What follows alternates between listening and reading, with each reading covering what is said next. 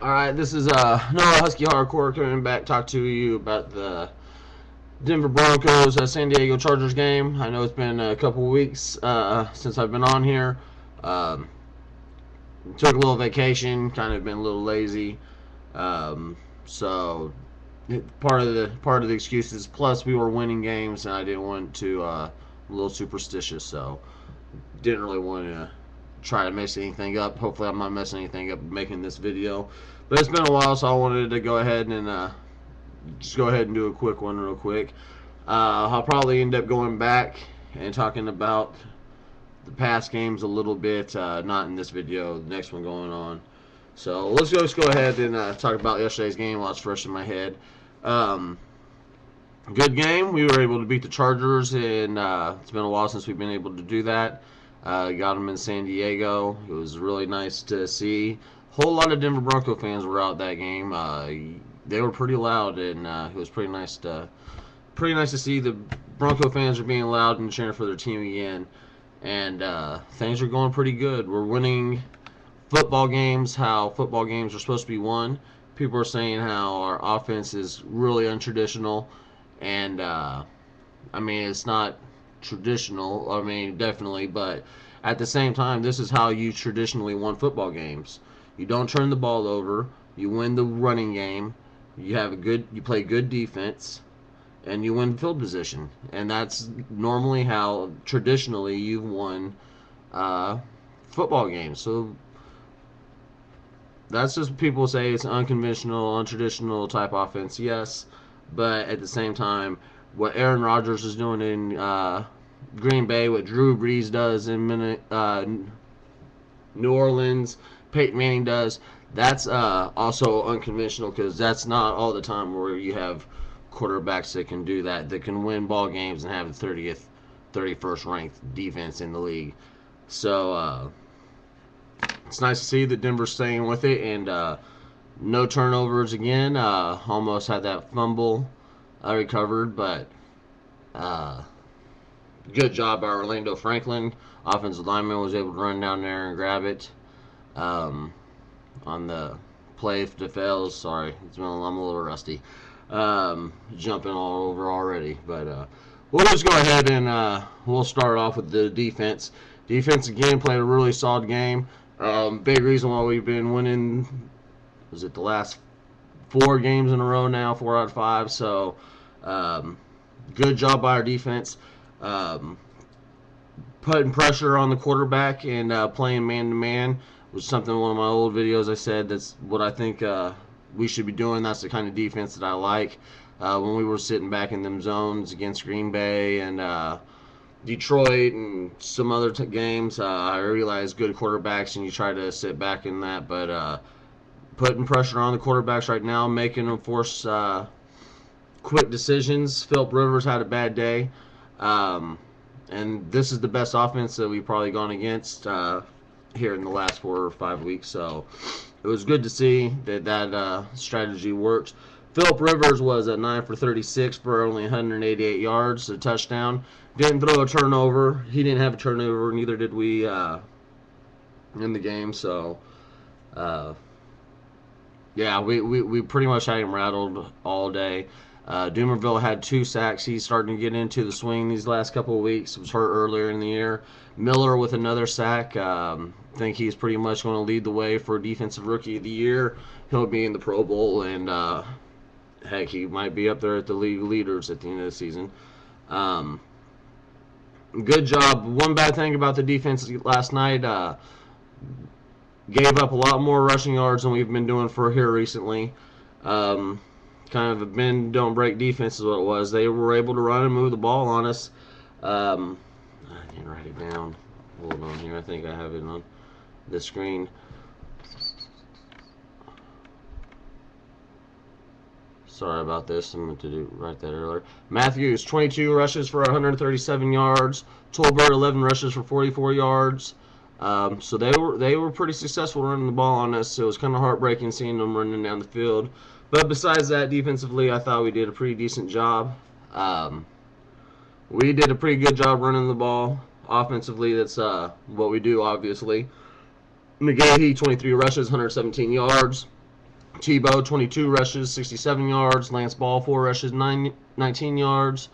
So we did a good job running the ball. Let me make sure that was the last thing I wanted to say about the defense for right now before I go to the offense. All right, that looks good enough to me.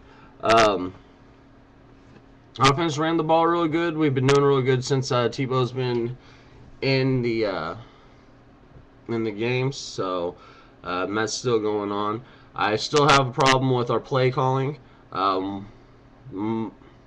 giving Mike McCoy way too much credit for this Tebow offense and what's going on. I mean, I do like a lot of things we're doing, and it's nice to see that we have those options in there to run that option and stuff, but we got to throw the ball more. Tebow had a pretty decent day throwing the ball yesterday. Not really too many errant passes. Could have had a couple pass interference calls that weren't called. One late in the game, which would have been big, gave us the ball on the 1 or 2 yard line. Drop passes. So Tebow didn't throw really any ugly, terrible passes. People want to talk bad about that Chiefs game. All 8 of his passes were good throws, except for one. I think he did throw short. He short hopped to somebody.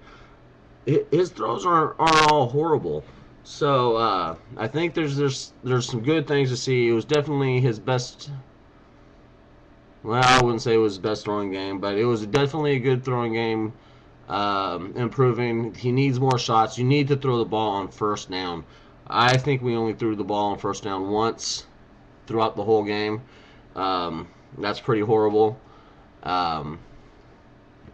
Big thing there is my problem with our offensive play calling.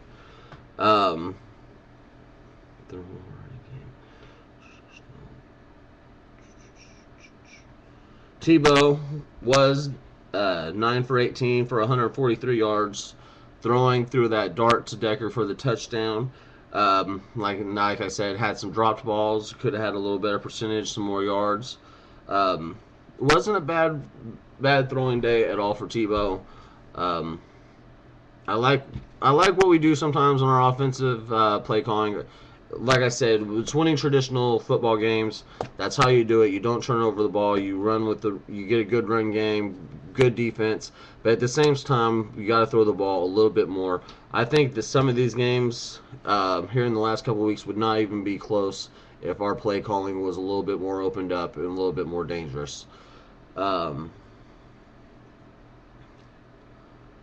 guess that's about all that I got to say. We got lucky, I guess, with the overtime, the missed field goal. You could say is lucky. Good job by Von Miller. The play before that to set them back 5 yards more. Didn't really come prepared. I just wanted to do a video because it hasn't been a long time. Just getting off. Actually, today's my last day of vacation, so. Since I got some time, I want to go ahead and talk about John Elway. Not real happy with you. Missed a little thing while I actually listened to you on the radio. Caused a little media stir. What made the fans mad at what you were saying about Tebow last week, saying that we're still looking for the franchise quarterback. I don't have a problem that you believe that, and I mean, I understand that. That's part of what your job is.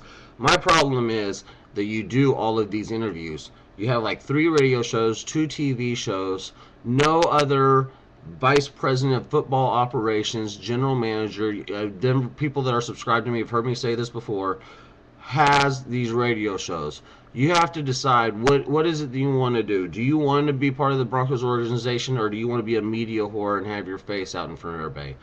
Coming down on the field at the end of the game yesterday, to me it looks like you just want to have your picture up on and people talking about you. The same with every time you do this radio show. Nobody else does these radio shows in the NFL.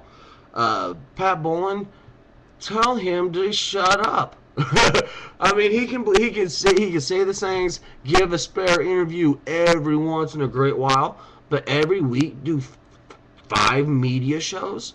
It's crazy. And he said today that he couldn't believe the way that don't understand the reaction of the fans. What do you mean you can't believe it? 31 other teams in the NFL can believe it. That's why they don't talk. They know that they're going to say something. If you say the truth or whatever, that's going to not come out right. So don't say a damn word. I love you. You're a great quarterback.